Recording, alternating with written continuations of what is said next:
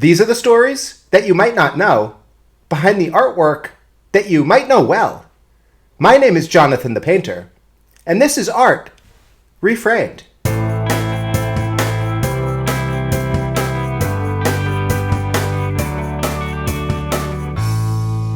This is a story of love and passion, of deceit and theft, fortune and fame, patriotism, and cake.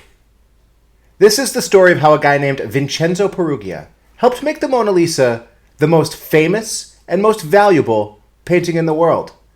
And all he had to do was steal it. I got a pen, I got my crayons, I got my notebook, and we got a story to tell.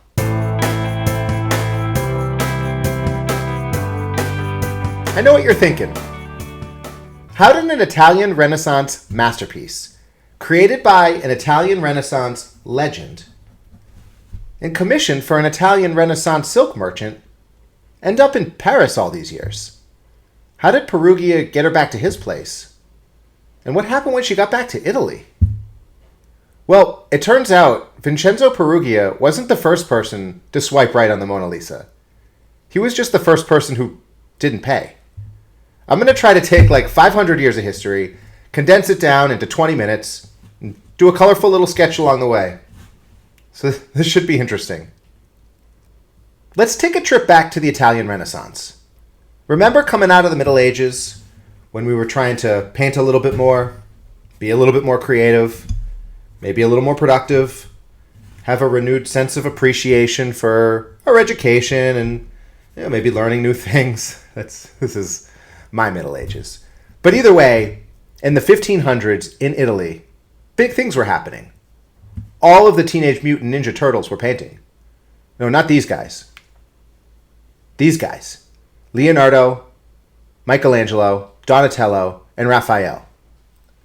In 1503, one of those Italian Renaissance legends, Leonardo da Vinci, got a call from a guy named Francesco del Giocondo. Well, probably not a call, but for all intents and purposes. And Francesco said, "Hey, Leonardo, would you be up for completing a commission for my family? We got a lot to celebrate.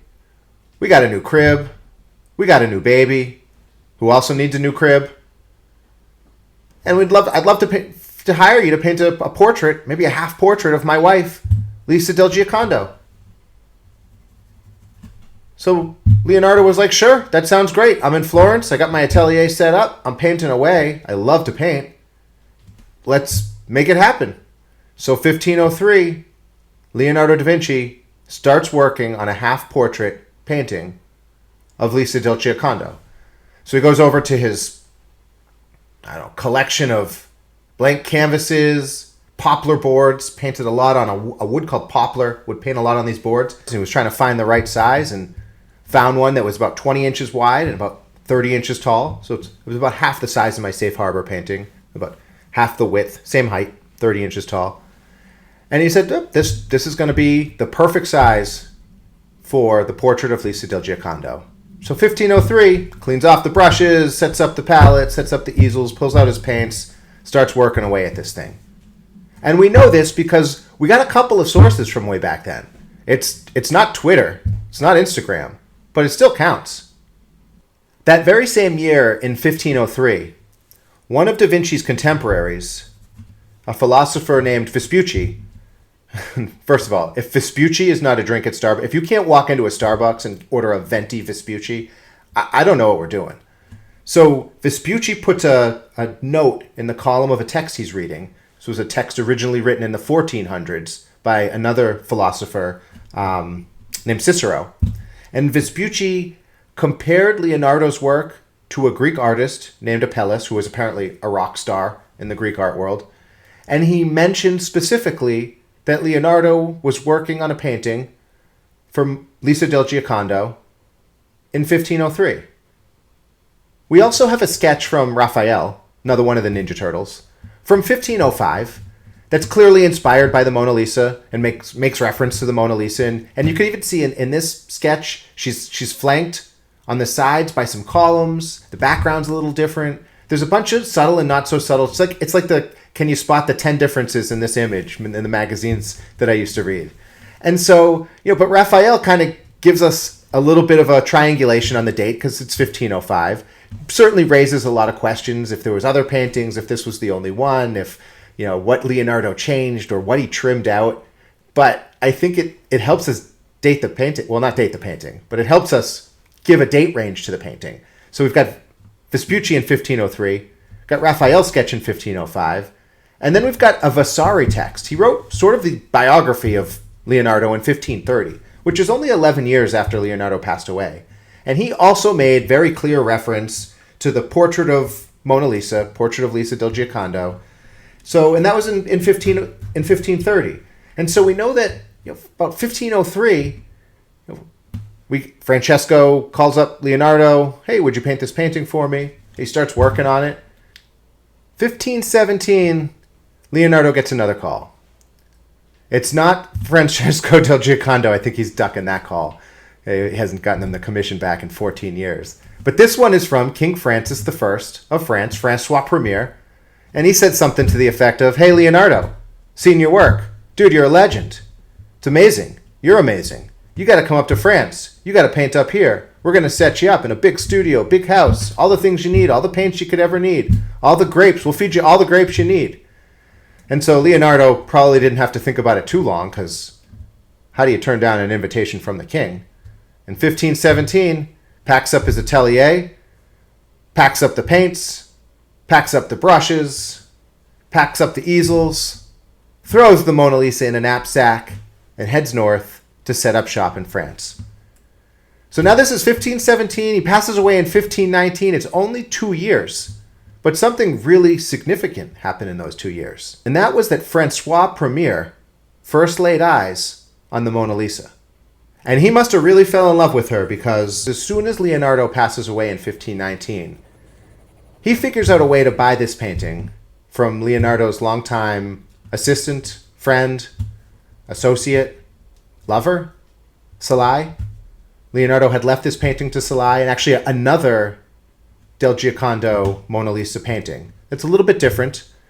And so this was the painting, though, that Francois Premier really wanted. The Mona Lisa that you see today in the Louvre, that's the one that he purchased in 1519, somewhere around there. Like I said, somewhere right when Leonardo passed away. So he jumped at that opportunity. And the French royalty never let her go.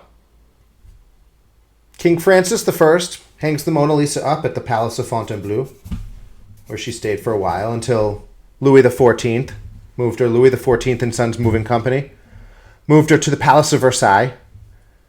And then she stayed there up until she eventually ended up going to the Louvre, but not before one other stop in Napoleon's bedroom in the Palace of Tuileries. Yep, Napoleon kept the Mona Lisa in his bedroom, because that's what you do when you're Napoleon. After the French Revolution, she pretty much spent all of her time hanging out at the Louvre, except for a 2-year hiatus. And that's when a guy named Vincenzo Peruggia lets himself out of a broom closet in the early morning hours of August 21st, 1911, walks down the hallway, and goes and takes the Mona Lisa. Before 1911, there isn't a lot about Vincenzo Peruggia. I mean, he was born in 1881, small village in the Alps, in Italy. And in 1908, he decided, hey, time for a change of scenery. I'm going to move to a different country, different language, different culture, different food, new job, see where it goes. And he gets a job in Paris working at the Louvre. He worked for a company that did some framing repair, glazing, would fix the glass, would install new glass. Fairly common, I'm sure, routine job at the museum. The day before the theft, Peruggia was at the museum in his workman's smock, fixing something or working on something. And then at the end of the day, when he typically would have left, he decided, yeah, maybe I'll just stay. And he ended up locking himself in a broom closet, waited till everything was quiet, till everybody left for the day, and then, click, unlocks the door, starts walking down the hallway. Starts walking down the hallway all the way to the Salon Carré and headed for the Mona Lisa. And he probably thought to himself something like, I've spent the last few years hanging paintings up on these walls. Why not take one down? So he did. And he took the Mona Lisa off the wall, off the iron pegs that were hanging her on the wall, removed her from the frame, took the pieces of the frame and tucked them behind some other frames and student artwork that were in the hallway at the Louvre, which is pretty awesome that there were just student artwork hanging out in the hallway. And as the legend goes, he tucked the Mona Lisa under his smock and he just walked right out of the museum. But in the interrogation later, and spoiler alert, sorry if, the Mona Lisa is hanging back at the Louvre, so I think it's safe to share the details. He told the police, the authorities, when he was interrogated, that he actually wrapped the smock around the Mona Lisa, tucked the Mona Lisa under his arm, and then in the morning, one of the security guards let him right out. I mean, again, it would not have been unusual to see people working, to see somebody like Vincenzo Perugia, doing some of the maintenance work, some of the frame work in the off hours. And he walked right out of that museum with the Mona Lisa under his arm, right back to his apartment in France, where he tucked it under his bed. For 2 years. He tucked the Mona Lisa under his bed for 2 years. And the funny thing is, the day after he did it, August 21st, he walks out of there with this painting. The first person to notice it was missing was a painter. Was somebody who was doing, I don't know if they were doing commission work or they were painting the galleries or they were doing some views of the different parts of the museum. And one view that they had been working on, one wall that they had been working on was the wall where the Mona Lisa was.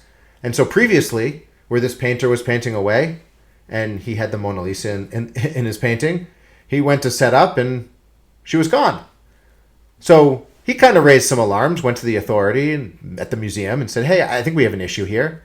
The painting that was here yesterday isn't here anymore.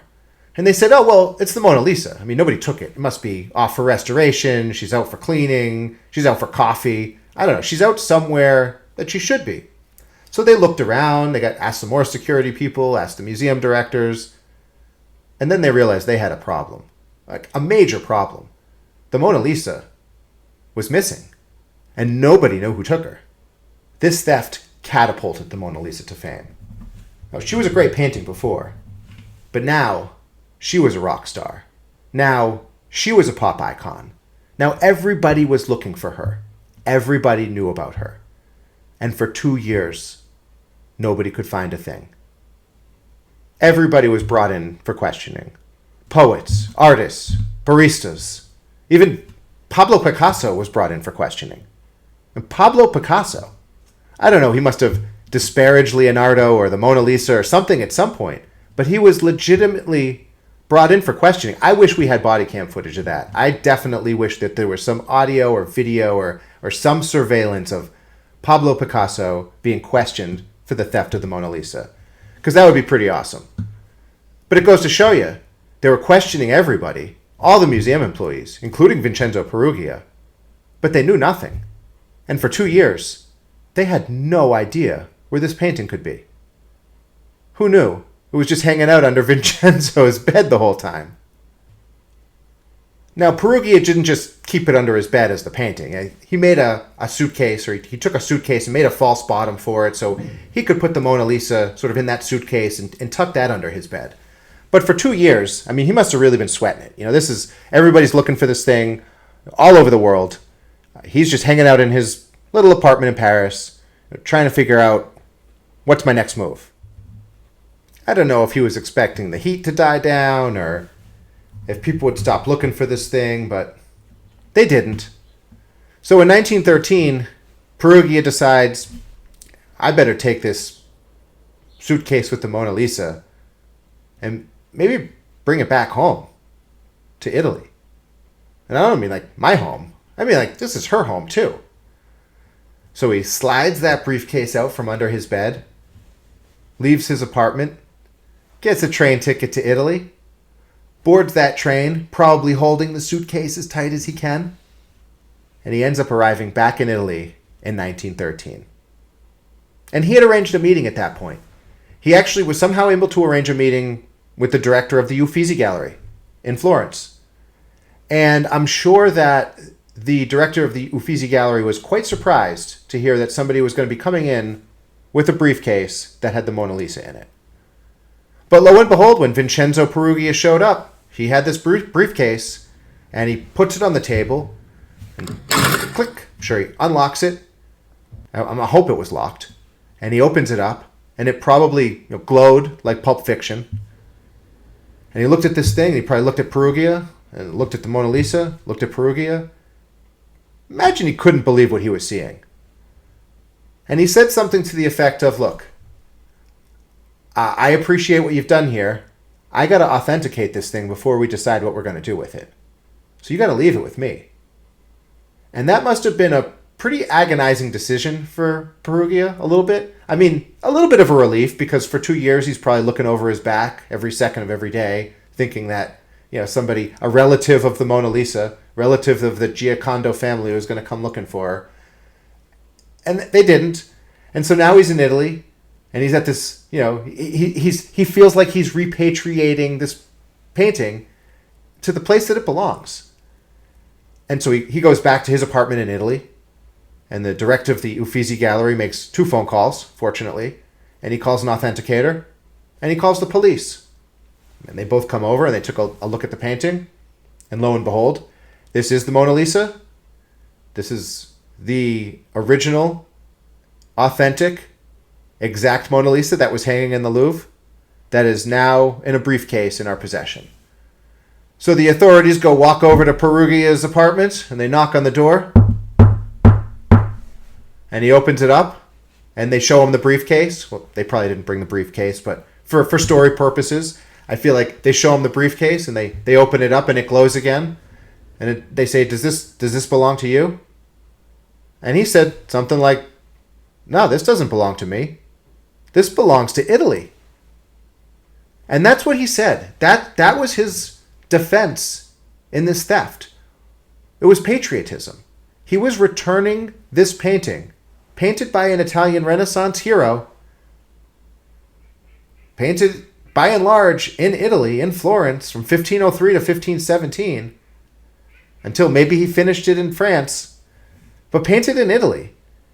And this is a painting that deserves to be at a museum in Italy with the Italian people. And so they arrested him, and they put the painting on display at the Uffizi Gallery. But he went on trial sort of as a hero. He went on trial as a national hero and a patriot. And he was found guilty, and he spent 6 months in prison. I imagine it wasn't the same prison that other convicted inmates, or the same conditions that other convicted inmates were treated.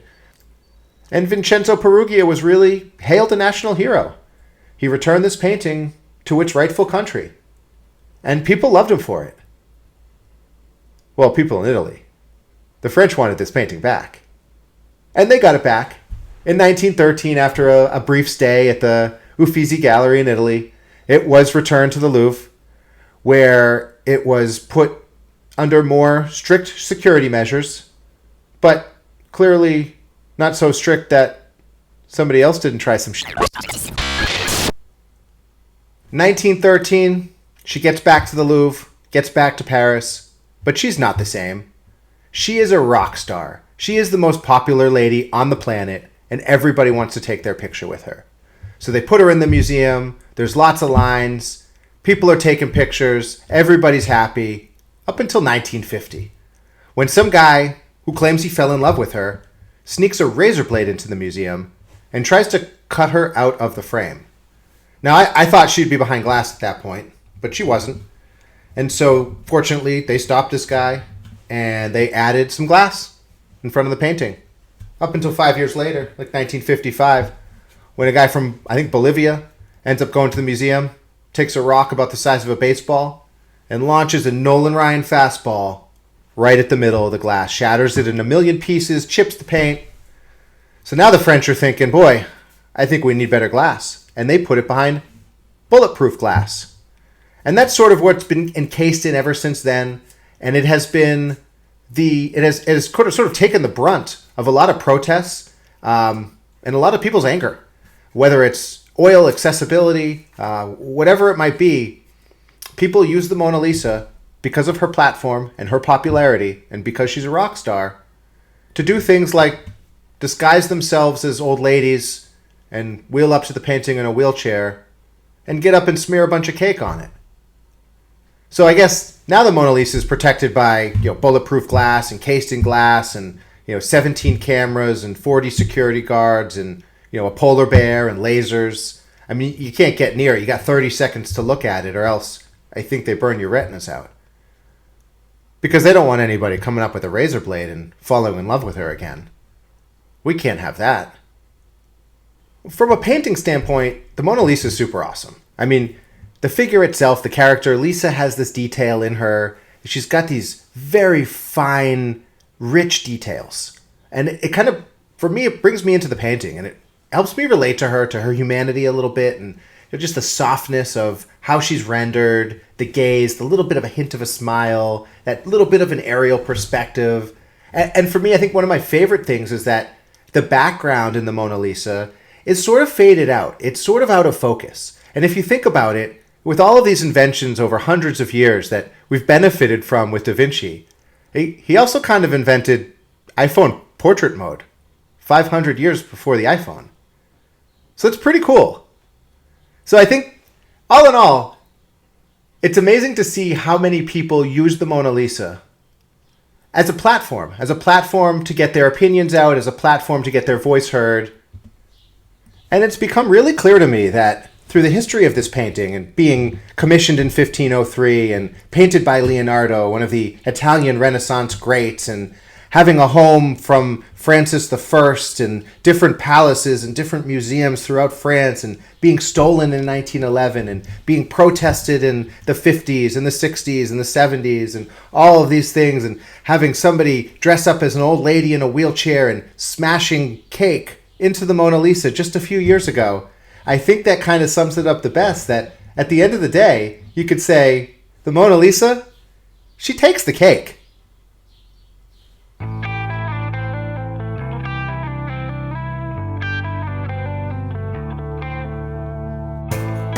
My name is Jonathan the Painter. That's my sketch of the Mona Lisa. And this has been Art Reframed.